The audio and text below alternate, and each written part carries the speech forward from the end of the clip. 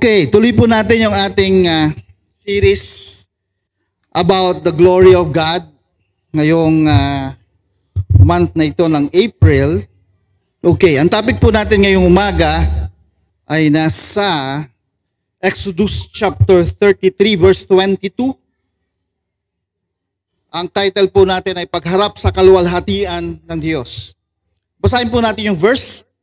Habang dumaan ang makapangyarihang presensya ko, ipapasok kita sa siwang ng bato at tatakpan kita ng aking kamay hanggang makadaan ako.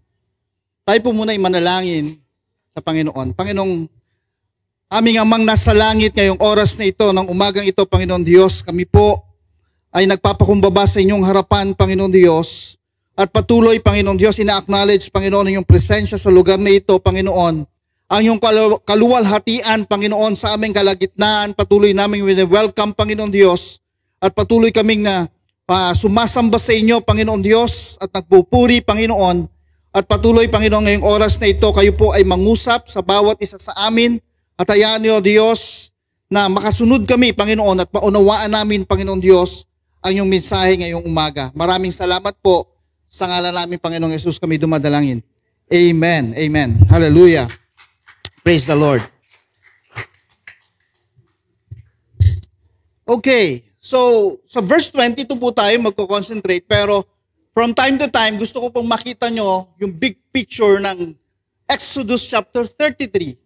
Yung chapter 32, kung babasahin nyo po yun yung time na pumunta si Moses sa Mount Sinai para ibigay yung 10 Commandments. Tapos pagbalik niya, yung mga Israelita ay sumasamba na sa Diyos-Diyosan. At sinasabi ng mga Israelites that time na itong Diyos-Diyosan na to ang naglabas sa amin.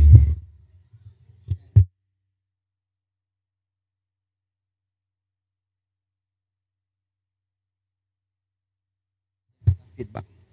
Amen. Sabi nila, yan, meron pa rin. Sabi nila, na yun na naglabas sa kanila sa Israel, sa Ehipto. Kaya ang ating Panginoon that time ay nagalit sa kanila. Umalis yung presence ni God sa kampo ng Israelites that time. So kaya mapapansin natin, sige basahin na po natin. Sisimulan ko po muna, gusto ko lang po makita nyo po yung kabuuan ng chapter 33.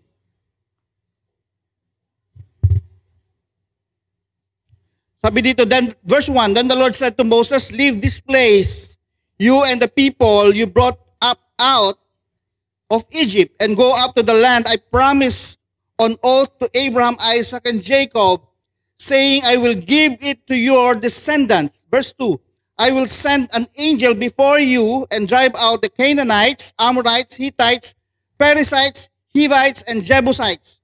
Go up to the land flowing with milk and honey.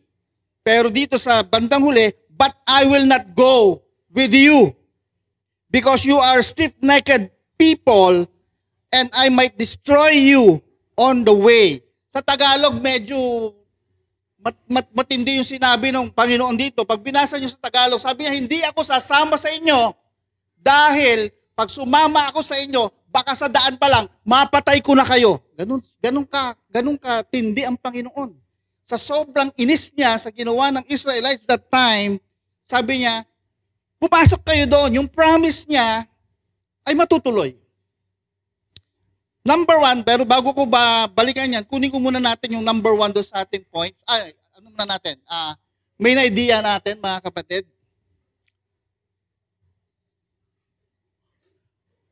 Makikita natin ang proteksyon ng Diyos at ang isang sulyap sa kanyang kaluwalhatian na lubos na magpapabago sa ating pangunawa sa presensya ng Diyos sa ating buhay. Number 1, walang imposible kapag nariyan ang kaluwalhatian ng Diyos. Mapapansin natin yan sa verse 1 pa lamang po. Sinabi diyan na ang Diyos ay kasama nila noon lumabas sila sa Ehipto. Sinamahan sila ng Diyos. Ang isang patunay doon, mapapansin nyo, yung tinatawag na pillar of clouds and pillar of clouds pala and pillar of fire nung time na naandun sila. So alam natin ang desert malamig. Tama? Tama ba, Lujin? Pag nasa desert ka, dapat naka-jacket ka. Tama? Hindi kasi ngayon, masyado mainit, di ba? Pero ang dami ko pa rin nakakasabay na naka-jacket. So, pero alam natin ang desert, mainit yan. At walang puno. So, nung time na naglalakbay ang mga Israelites, that time, ang isang hudyat, yung presensya ng God, yung clouds, kasama nila. May payong silang malaki. Grill doon. Na habang lumalakad sila, yung clouds sumasabay din sa kanila. Pag huminto yung clouds, ibig sabihin magpahinga kayo. Ganon ka-protective ang Panginoon. Ganon siya yung protection niya. Pag yung presensya niya, nasa atin, ang miracle nangyayari. So ano pang meron diyan sa atin?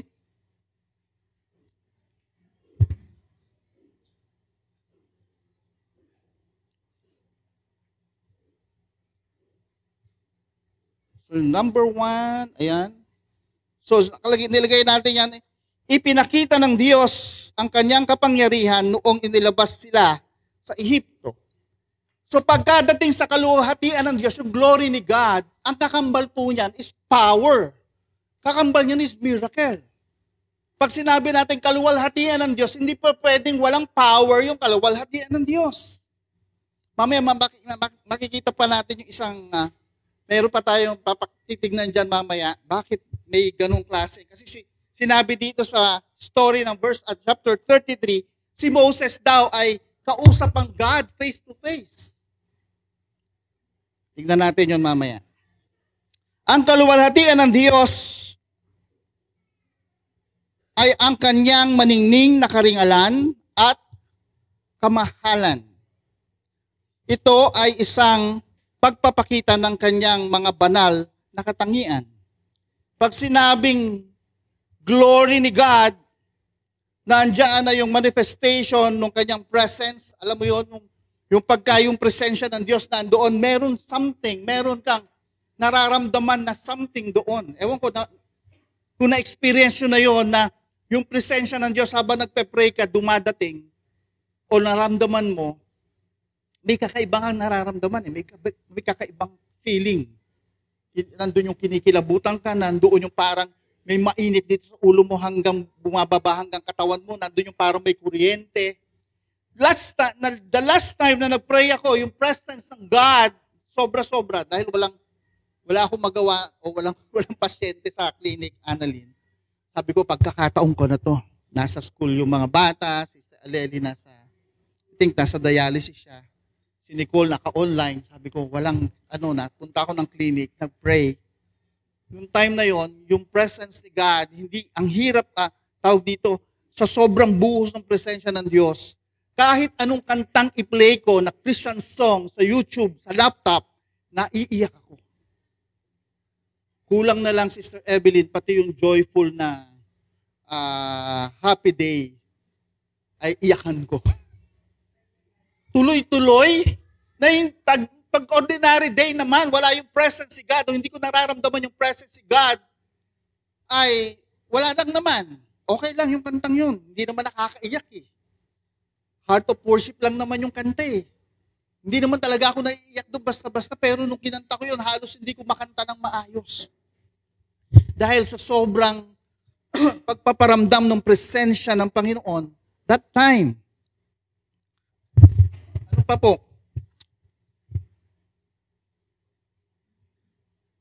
Number 2, ang kaluwalhatian ng Diyos ay walang kapantay. Mababasa po natin yan, sabi dito sa verse 2 and 3. Sabi ng God, I will send an angel before you. Yung pangako ng Diyos na ibibigay sa kanila yung land ng flowing with milk and honey, sabi niya, papapuntahin ko o i-send ko, dadalhin ko yung aking anghel before you. Bago kayo dumating, nandun na yung anghel. At sabi doon, para palayasan yung mga nakatira doon. Ano pa sabi diyan? Go up to the land flowing with milk and honey, but I will not go with you because you are stiff-necked people and I might destroy you on the way. Ang sabi ng Diyos, padadatingin ko yung anghel ko doon, ibibigay ko sa inyo, pero hindi nyo ako makakasama. Thank you, EJ. Anong meron? Ang Diyos tapat sa pangako niya. Pag sinabi niyang bibigay niya sa iyan, ibibigay niya. Lahat ng paraan, gagawin ng Diyos para makamtan mo yun. Pero, posible pala na pag ibinigay sa iyo ni Lord yung isang bagay, o dinala ka ni Lord sa isang bagay na ipinangako niya sa iyo, posible rin pala na hindi ka niya samahan. Amen? Nagpe-pray ka, Lord, gusto ko makarating sa ganitong lugar, gusto ko magtrabaho sa ganito, gusto kong ganito. Since faithful ang God, gagawin niya yun. Since faithful ang God sa pangako niya sa iyo, mahal ka niya, bago ka dumating, yung anghel niya nandun na. Maayos na ang lahat, nandun na. Pero may isang bagay na sinasabi dito, matigas ang ulo nila. Kaya ang sabi ni Lord, yung presensya ko, hindi nyo makakasama. Yung glory ko, hindi nyo makakasama. Ang tao, mga kapatid, ang tendency natin, pag binigay ni Lord yung pangako sa atin, total, ang ganda naman ng land, flowing with milk and honey. O binigay sa iyo yung trabaho, wow, ang laki ng sweldo. Ang daming benefits. Kahit magkasakit ka ng 5 beses isang taon, sagot ng company. Parang kahit may sipon ka lang, pwede ka na magpa-check up. Kulang na lang bilang ka ng ospital ng kumpanya. Ang ganda ng benefits. Pero sabi ni Lord sa iyo, sige, pangako ko yan sa iyo eh. Ibe-bless kita. Pero, hindi mo ko makakasama. Ano ngayon ang pipiliin mo?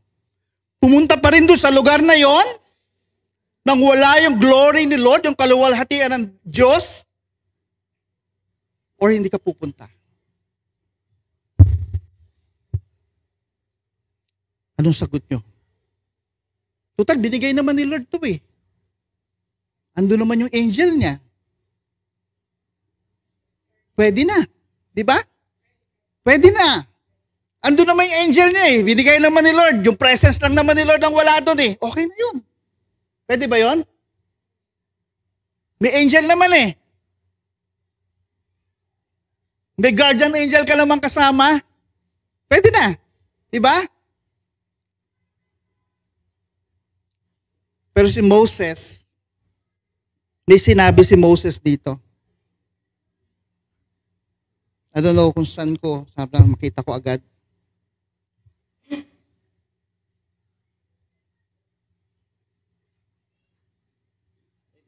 Verse 15, sabi ni Moses kay God. 14 muna. Nakiusap kasi si Moses dito. Ang sagot ni Lord sa kanya, my presence will go with you and I will give you rest. Itong rest dito ay hindi ito yung rest in peace, Sister Juliet. Yung rest lang talaga, walang kasama pang peace. Okay? Rest, kapahingahan. So makikita natin na yung sinasabing pangako ng Diyos na presence niya, pag may presence, andun yung presence ng Diyos sa buhay natin, meron tayong kapahingahan. Amen? And sa verse 5, sabi dyan ni Moses said to him, if your presence does not go with us, do not send us up from here. Sabi ni Moses, Lord, God, kung yung presensya nyo, yung glory nyo, hindi namin kasama sa lugar na pupuntahan namin, kahit napakaganda ng lugar, kahit na andun yung anghel nyo, kahit meron kaming mansyon doon, Kahit magara yung sasakyan namin na ipinipenyo doon, hindi kami pupunta. Ganun ba tayo? Dito na lang ako sa disyerto, basta't kasama ko kayo. Pwede ba natin sabihin sa Diyos yun? O pag nagkakaroon tayo, nakaka-experience tayo ng paghihirap at pagsubok, feeling natin, wala na sa Diyos. Kapag makasagana lang tayo, pag sumasagana tayo, nabibili natin lahat ng gusto natin, lahat ng ating nais na kukuha natin, doon lang natin nasasabi, Lord, thank you dahil andito kayo sa aking buhay. Pero pag wala yung mga material na bagay, anong masasabi natin? Pag wala ba yung material na bagay, masasabi mo na wala yung presence ni Lord sa iyo? Anong ba basihan natin ng presensya ng Diyos sa buhay natin? Nakabase pa tayo dun sa situation na maganda? And what if hindi maganda yung situation? Puro problema. Ibig bang sabihin nun, wala na tayo sa presensya ng Diyos? Nung nasa disyerto, ang Israelites, kasama nila ang Diyos. Pero nung pupunta na sila doon sa promised land, sabi ni God, hindi ko na kayo sasamahan. Bahala na kayo doon. Pero si Moses bilang righteous person, alam niya ang kagustuhan, kalooban ng Diyos. Kaya siya tinawag na friend of God. Ang sabi ni Moses, hindi ako pupunta, hindi kami pupunta, Lord, kung wala yung presensya niyo. Amen? Yan, marami pong nalulungkot. Bakit?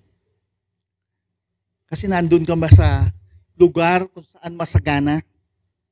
Nandun ka na ba sa lugar na kung saan wala ka masyadong problema? Ngayon, marirealize mo at tatanungin mo si Lord pagkatapos natin madinig ito. Lord, yung presence niyo ba kasama ko? Lord, sasamahan niyo ba ako doon sa lugar na kung saan yung blessing ma-enjoy ko? O wala tayong pakialam sa presensya ni Lord? Basta't ma-enjoy mo yung blessing ni Lord, masagana ka, okay na yun. Mga kapatid, ganun kahalaga ang presensya ng Diyos kay Moses. Pagbabasahin po natin, balikan po natin yung isang part na sinabi ng ating Panginoon dito. Sabi sa verse 11, the Lord would speak to Moses face to face as one speaks to a friend. Then Moses would return to the camp, but his young age Joshua, son of Nun, did not leave the tent. Sabi dito, si Moses kinakausap ang Diyos face to face. Pero bakit hiniling pa rin ni Moses na makita yung glory ni God? Ibig bang sabihin yung face to face na yun, hindi yung glory ni God? Pero sinabi ni Lord, magpapakita ako sa iyo, pero hindi mo makikita yung mukha ko. Dahil walang makakita ng mukha ko na mabubuhay pa. Ano ibig sabihin? Nagko-kontra ba yung sinasabi dito? Moses speaks to God face to face. Tapos inihiling ni Moses, Lord, gusto ko makita yung presensya mo. Sabi ni Lord, hindi mo pwede makita ang mukha ko, mamamatay ka pag nakita mo. Yung face to face doon, hindi yun yung literal na face to face. Ibig lang sabihin nun, pinapakita yung intimate relationship, yung mas malalim na relasyon ni Moses sa Diyos. Kaya yung hiniling ni Moses, para sigurado ako, Lord, pwede bang pakita mo yung presence mo o yung glory mo sa akin? Kaya dun sa 22, na binasa natin, sabi ni Lord, sige, papakita ko, sasabihin ko, papakilala ko sa iyo, ako si Yahweh, pero tatakpan kita, yung likod ko lang ang makikita mo.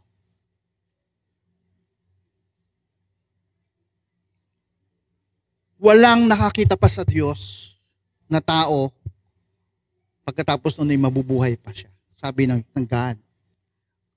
So pumayag si Moses. So anong meron po dito, mga kapatid? Sa verse 7 po, kung mapapansin natin,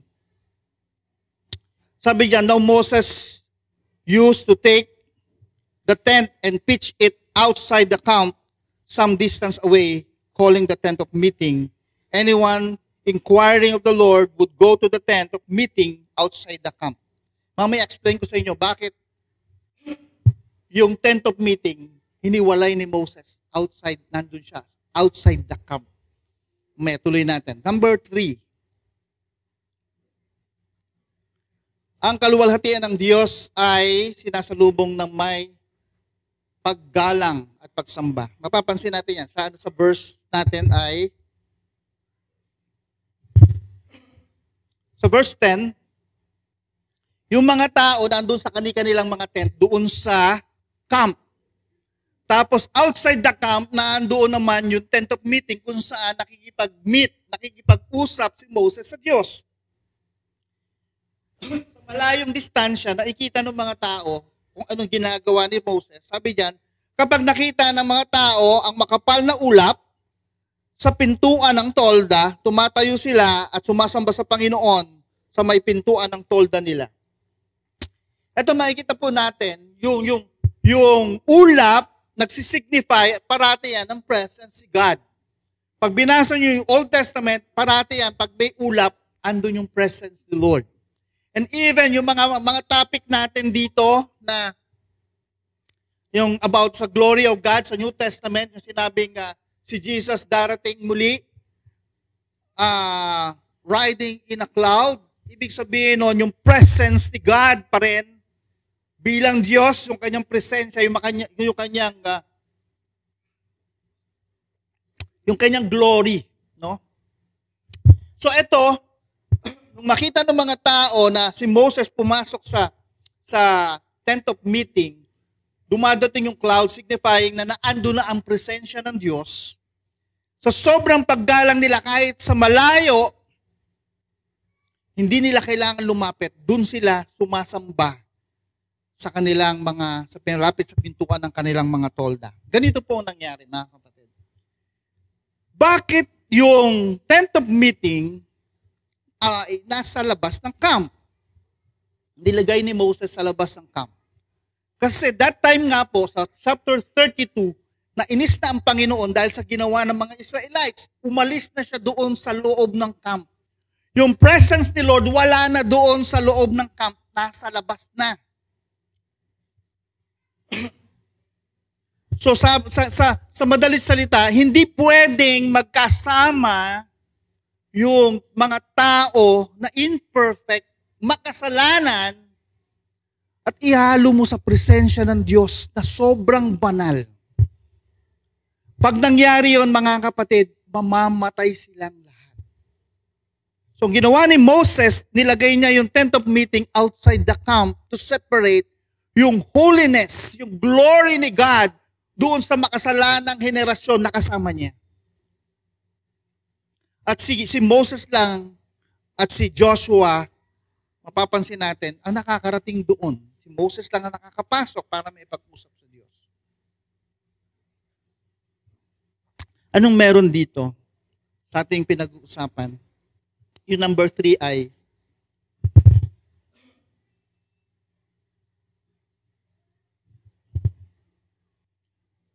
pag nakita, naramdaman natin yung presensya ng Diyos, dapat wala tayong ibang magawa o gawin, kundi sambahin at igalang ang presensya ng Diyos. Kaya nung last Wednesday, yung prayer and worship, may nakita kaming sapatos nandun sa ilalim. Sabi ni Sister Aleli, "Ako, kaninong sapatos to?" Sabi ko, malamang yan kay Brad Pitt yan. Sabi niya, ba't nagubad siya ng sapatos? Sabi ko, yung place kasi nito, kinukonsider ni Brad Pitt na holy ground. Kaya tinatanggal niya yung sapatos, ting tutugtog siya. Napakabang si Peter, parang hindi ko ata alam yun na. Biniro ko lang sa Aleli. And normally po kasi, sa Old Testament, pag nandoon yung glory and presence si God, madalas pinahuhubad niya yung sandalyas. Remember, nung tinawag ni God itong si Moses, tinawag niya at pinakitaan niya, kinuha ni God yung attention ni Moses. Nung papalapit pa lang si Moses, sinabihan niya si Moses na remove your sandals because you're standing on the holy ground. Ang Diyos, hindi pwedeng magkahalo yung karumihan ng tao at ang Diyos. Bakit? Tuloy natin sa number 4.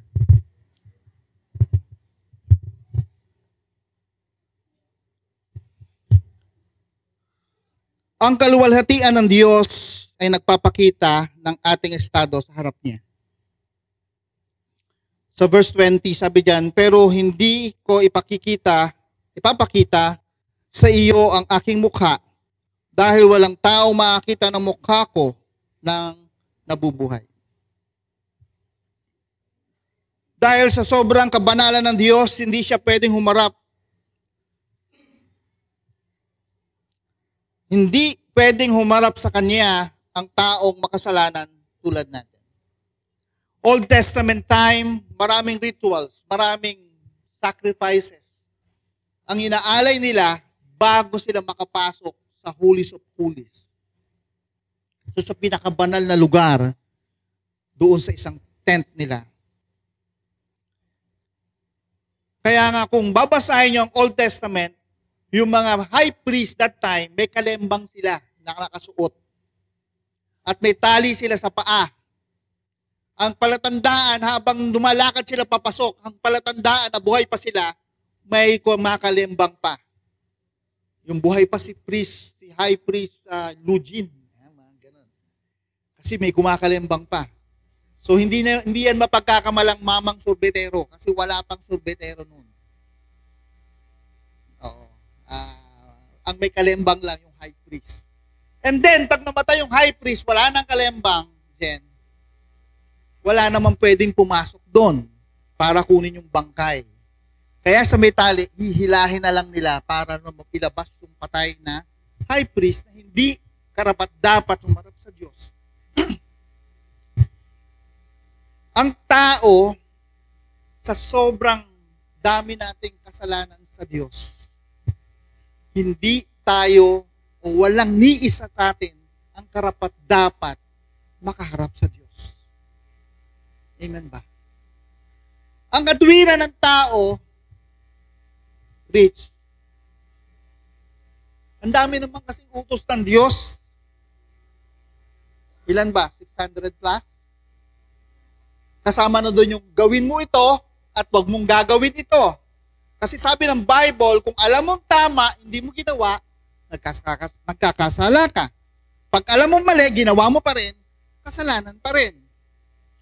Ang katwiran ng tao, ang dami naman kasing utos ng Diyos. Saan ba ako lalagay at saan ba ako lulugar? Meron akong good news sa inyo, Mr. Chai, Mr. Guest. Nung unang ginawa ng God ang tao, si Eva at Adan, ilan ang utos lang sa kanila? Isa lang. Nilabag ba nila? Yes. So, ibig sabihin, ang tao, kahit may isang utos at mayroong 600 na utos, dahil tayo ay nasa sinful, nandun tayo sa sinful nature, lalabag at lalabag ka. Paano na yan? Tanong natin, paano na yan? Sino na lang ang pwedeng lumapit sa Diyos? Kaya nga, pinakita ng Diyos sa atin gaano ang isang tao kaawa-awa without God.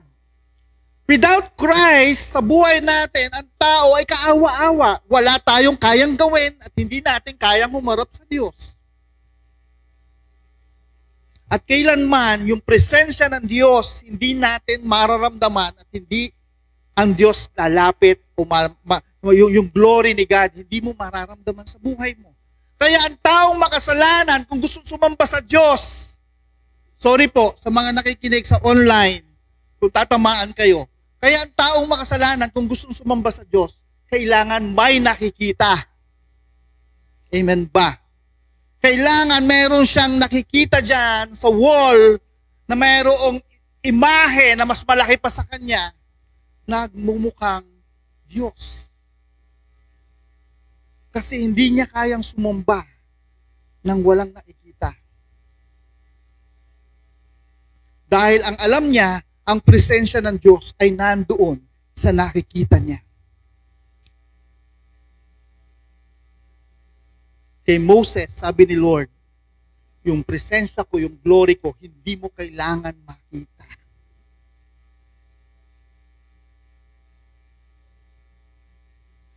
So ang tao, ang kalagayan ng tao, sa dami-dami ng inutos ng Diyos, wala, o sabi ng Bible, kung ikaw daw ay sinunod mo yung siyam, sa 10 utos pa lamang, nilabag mo yung isa, ang sabi ng Bible, nilabag mo ng lahat.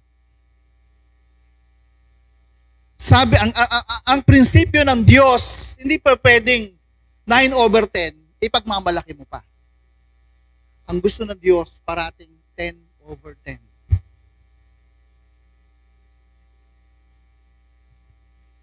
Perfect parati.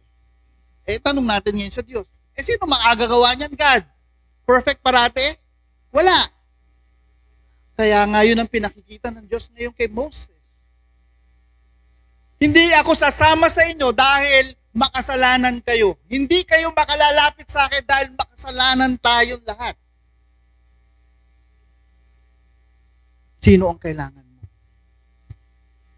May isang tao na nabuhay dito sa mundong ito.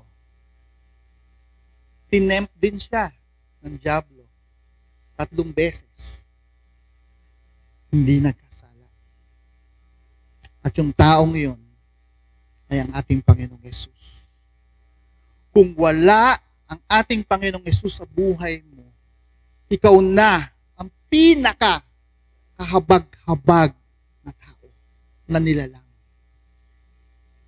Tignan nyo yung paligid nyo, mga kapatid, yung mga nangyayari. Ang timetable natin as Christian ay Israel.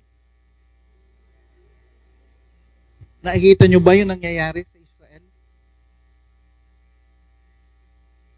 Noong isang araw, tumawag yung hipag ko na nagtatrabaho sa Israel. Sabi niya, handa na yung mga gagamitin sa pagtayo ng 3rd temple. Nag-start na sila. Malapit na. Ang tanong, kapatid, handa ka na ba? Huwag niyong pagpapalitin yung second coming sa rapture. Magkaibang event yung dalawang. Yung rapture na tinatawag yung caught up, mauuna bago magkaroon ng second coming. The second coming mangyayari, kasama tayo ng Lord pababa dito sa lupa. Pagkatapos natin mag-meet, i-meet si Lord in the air. And did you know, pag minit natin si Lord sa air, magkakaroon ng judgment. Alam nyo ba yon? Judgment, hindi para ikaw ay i-condemn. Judgment doon sa mga ginawa natin. Amen? Yung mga ginawa natin na ang motibo natin ay tama for the Lord, may reward. Pero yung mga ginawa natin for the Lord na kung anong motibo, maling motibo, masusunog lang. Pero ligtas ka. Kaya lang wala. Para alam mo yon, yung gumraduate ka na wala ka namang honor, wala kang medal, okay lang, gumraduate ka naman, di ba? Oo, parang save ka lang, di ba? Pero sinasabi natin dito sa ating pinag-uusapan kay Moses, yung kabanalan ng Diyos at kasalanan ng tao o taong makasalanan, hindi pwedeng maghalo. Kaya nung sinabi, nakiusap si Moses kay God, Lord, ipakita mo yung presence mo sa akin, yung glory mo, yung kaluwalhatian mo, pumayag ang Diyos. Sige, payag ako. Kasi sabi ni God, kilala kita, Moses. Parang sinasabi ng Diyos, bago ka pa ipinanganak, kilala na kita. Tapos sabi rin ni Moses dyan, Lord, sabi ka ng sabi, papasok tayo sa promised land. Sino makakasama natin? Sino makakasama ko? Meron dyan part na yun eh. Tinanong niya si Lord, sino makakasama ko? Hindi sumagot ang Diyos. Alam niyo kung bakit? Nung sinabi ni God kay Moses, kilala kita. Alam ng Diyos na may gagawin si Moses later on sa Numbers. Na sinabi ng Lord na speak to the rock. Pinukpok niya yung rock na 2 beses. alam ng Diyos, hindi siya papasok ng promised land. Kaya hindi sinabi ng Diyos, sino makakasama ko, Lord? Nakakaya naman kay Moses kung sasabihin agad ni Lord na spoiler ba? Teka muna, Moses. Kaya wala akong isasama sa iyo dahil hindi ka makakapasok. Bakit, Lord? Kasi magkakasala ka sa akin sa susunod na araw. May mga bagay na hindi nire-reveal si God kung bakit yung tanong mo, yung request mo, hindi niya nire-reveal. Bakit niya hindi nire-reveal? Kasi baka masaktan ka lang. Lord, bibigyan mo ba ako ng mansyon? Bibigyan mo ba ako ng bahay? Ano ba dapat nung gawin, Lord, para bigyan mo ako ng ganito, ganyan, ganito? Quiet si Lord. Bakit? Bukas darating na ako, hindi mo na kailangan ng mansyon. Bukas ira-rapture na kita, doon na mansyon mo sa langit. Amen? Di ba mas excited ka dapat? Yes, Lord, yes, yes, yes. Palakpakan natin ang Panginoon doon.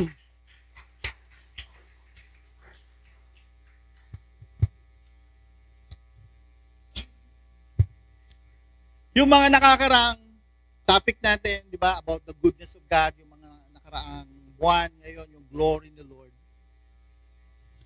Alam yung mga kapatid, minsan mag-iisip kayo, nagtataka kayo, bakit yung series ng church kakaiba doon sa mga napapakinggan ko sa ibang churches? Wala pa tayong topic dyan, wala pa tayong topic dyan, pastor, kung paano kakapal ang bulsa ko. Wala pa tayong topic dyan kung paano ako mabe-bless. Wala bang ganyan? Mga kapatid, ang goal ng God sa atin, parang kay Moses din, ang goal ng God para sa bawat isang Kristiyano, hindi yumaman. Diba? Hindi magmukhang para kang mayroong hepatitis. Kasi puro gold yung dala-dala mo, naninilaw ka na. Hindi yan ang goal ni Lord. Ang goal ni God sa bawat isang Kristiyano is to be like Christ. Kaya ang pinag-uusapan natin ngayon about the glory of God, paano ka haharap sa Diyos kung wala si Kristo sa buhay natin. Hindi requirement ni God, paghaharap ka sa Kanya, kailangan marami kang ginto sa sarili mo. Nung time na to, yung mga Israelites, nung nagkasala sila kay Lord, sabi ni Lord, baka mapatay ko yung mga yan pag isinama mo yan. Sumama ako sa inyo. Ang ginawa ng mga Israelites, tinanggal lahat nila yung kanilang mga alahas. As a sign ng humility sa Lord. As a sign ng paggalang sa Diyos. Kasi sinabi ni Lord sa kanila, tanggalin nyo yung mga palamuti nyo sa katawan. Kasi hindi na please ang God sa mga nilalagay mo sa mukha mo, nilalagay mo sa katawan mo. Pag pupunta ka ng church, hindi yan tinitignan ni Lord. Ang tinitignan ni Lord, yung puso ng bawat isa. Amen? Praise the Lord. Pero magayos ka naman. Si Lord pala sa puso nakatingin, huwag na ako mag-toothbrush. Sa puso nakatingin, hindi ko napaplansya itong pantalon ko, okay na to. Huwag naman ganun. Amen? So tuloy po natin.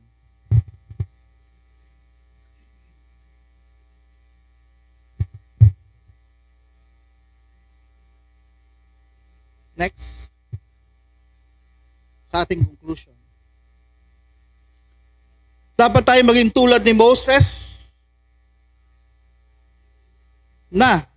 hindi nang. Dapat tayo maging tulad ni Moses na gutom sa presensya ng Diyos. Dapat rin nating naisip na mas makilala pa natin ang Diyos upang makasunod tayo sa kanyang kalooban. Sinabi rin ni Moses yun. Gusto niyang makilala pa ang Diyos para maging careful sa pagsunod sa Diyos. Every time na pupunta po tayo sa church, dapat ang desire natin is to meet God. Maramdaman yung presensya ng Diyos every time na pupunta tayo dito.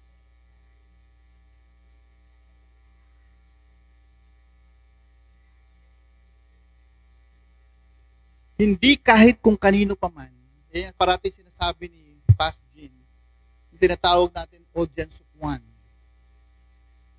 Tumutugtog tayo, kumakanta tayo for the Lord. Hindi para mag-perform, hindi para ipakita sa lahat sa kanila, mahusay akong kumanta, mahusay akong tumugtog. At lahat po ng gawain sa church, meron tayong iisang audience na pinaparangalan. Ang kanyang presensya, ang kanyang kaluwalhatian, ang kanyang kabanalan, ang Diyos lang. Amen? Palakpakan natin ang Panginoon. Maliit na gawain sa church, prayer and worship man yan, Bible study man yan, bawat grupo, or fellowship man yan, dito, sa ganito kaliit na lugar, presensya ng Diyos ang pinaka-importante. Minsan nasabi ko na kay Pastor Jean, nagpe-pray tayo ng big church. Big ba yun na building ang pinag-uusapan? Nagpe-pray tayo na magkaroon tayong sariling building. Pero, isa sa prayer ko, I don't know kung nasabi ko na kay Pastor Jean, kung ang presensya ng Diyos ay hindi natin makakasama sa isang malaking building, mangyayari lang yun dahil ipinangako ng Diyos na i-bless niya tayo. Pero hindi naman siya sasama sa atin dahil may mga taong matitigas ang ulo. Even ako, baka ako isa sa matigas ang ulo doon, grill. Sasabihin ni Lord, dahil matigas ang ulo ng pastor na nakatayo dyan, hindi ko kayo sasamahan. Sabi ko kay Lord, gaya ni Moses, kung hindi nyo kami sasamahan sa isang malaking building na ipinangako nyo na blessing sa church, dito na lang kami sa Red Gold Building. Masaya na kami dahil kasama namin kayo. Amen? Hindi natin kailangan yung magagarbong mga upuan. Diba? Na pag umupo ka sa church, parang yung upuan mo lazy boy. Diba? Pipindutin mo lang, hihiga ka na. Relax na relax ka. Na merong libreng popcorn pa habang nagpipreach si pastor. Hindi natin kailangan yun. Hindi comfort nung physical body ang pinag-uusapan dito. Ang importante sa pagpunta mo sa church ay yung spiritual mo, kapatid. Nabubusog ka ba sa presensya ng Diyos? Naranasan mo ba ang Diyos? Si Moses, every time makikimit siya kay Lord sa tent of meeting, presensya ng Diyos ang hanap niya. Amen? At dumating yung punto, nung nandun siya si Moses sa Mount Sinai, nakipagniig siya sa Diyos, nakipag-fellowship siya sa Diyos. Bril. Nabasa nyo na siguro yon. Pagbaba niya, nagniningning yung mukha ni Moses. Parang ano yan di ba? Glow in the dark. Nung bata ako, akala ko yung glow in the dark, pag nilagay mo sa dark, mag-glow siya forever. Yung pala, walang forever, Rich. Dahil pag gising ko, yung glow in the dark na nasa tabi ko, madilim ang kwarto, wala nang glow. Yung pala, yung glow in the dark, kumukuha siya ng glow sa ilaw. Nung nakita ko yung flashlight, tinapatan ko ng flashlight, yung bit, yung portion niya, nung tinanggal ko yung flashlight, yung bilog ng flashlight kung saan nag-focus yung kanyang ilaw, yun yung nag-glow na part. The rest sa paligid, hindi masyadong nag-glow. Same din sa Diyos. Pag nag-spend tayo ng time sa Diyos, yung presence ni God na ranasan natin, kapatid, mag-glow ka sa paningin ng mga tao. Ang sabi ng Bible, ang tao, tayo, yung mga Israelites, was created for God's glory. Nire-represent natin ang Diyos. Just like Moses, nire-represent niya ang Diyos sa mga tao. Ngayon, mga kapatid, dapat sa bawat isa sa atin, i-desire natin parati yung presence ni God sa ating buhay. Amen? Parapangan natin ang Diyos. Especially sa atin, quiet time o yung devotion natin sa Diyos. Pag devotion kasi mga kapatid, ikaw lang at Diyos, ang ating Diyos, hindi ka mahihiyang magsabi sa Diyos ng nararamdaman. Di ba? Hindi ka mahihiyang magsabi sa Diyos nung yung mga nasa isip mo. Dahil hindi ka naman kukontrahin ng Diyos. Ang Diyos ay hindi tao para pag nagsabi ka sa Kanya ng mga bagay-bagay, ichichismis ka niya. Ang Diyos ay hindi tao para pag sinabi mo lahat ng laman ng puso mo at isip mo, iko-condemn ka niya. Ang gusto ng Diyos, ang intimate o yung mas malalim na relasyon natin sa Kanya. Mas pinahahalagahan niya yun. Amen? So ngayong mga panahon na to, sa mga susunod na araw, I'm praying, yung glory ni God, yung kaluwalhatian ng Diyos, ay patuloy nating maranasan. At patuloy nating i-desire. Amen? At konting-konti na lang, mga kapatid, yung glory talaga ni Lord, mamimit natin si God face to face. Konti na lang. Naniniwala ba kayo doon? Excited ba kayo? Sino yung natatakot? Wow, nakakatakot yan. Halo-halo. Alam nyo, yung mga ibang tao, nasasabi nila na mapalad yung mga tao nung dumating si Christ, nakita nila yung pinanganak si Christ, nung naipako siya, nag-resurrect siya. Alam nyo, mapalad din tayo sa panahon natin na to. Pag itong panahon natin na to, dumating yung pagkakataon na itong generasyon natin na to, ay dumating yung rapture sa atin, yung caught up na tinatawag. Wow! Hindi kayang ikumpara yung experience na yun. At siguro pag nakita tayo sa langit, mga kapatid, yung mga kapatid nating nauna sa atin, mahaba-habang istoryahan to. Halika, punta muna tayo sa Jupiter, doon tayo magkwentuhan. Ano ba yung may ring? Ha? Saturn. O, sige, doon muna tayo sa gilid ng ring ng Saturn. Pagkwentuhan natin, anong nangyari? Diba? So, ganun ka-exciting yung pwedeng mangyari, mga kapatid. Kaya, ang sinasabi ni Paul, encourage natin ang isa't isa sa mga bagay na ito.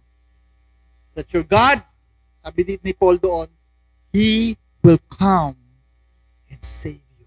Amen? Tayo manalangin sa Panginoon. Hallelujah. Ama naming sa langit, Panginoon Diyos, kami ay patuloy na nag-iimbita sa inyong presensya sa aming kalagitnaan. Ang inyong kaluwalhatian, Panginoon, ang aming desire, Panginoon Diyos, sa tuwing pupunta kami sa pagtitipong ito, sa tuwing kami ay magbabasa ng iyong salita, sa tuwing kami mananalangin, O Diyos, ang nais namin, Panginoon,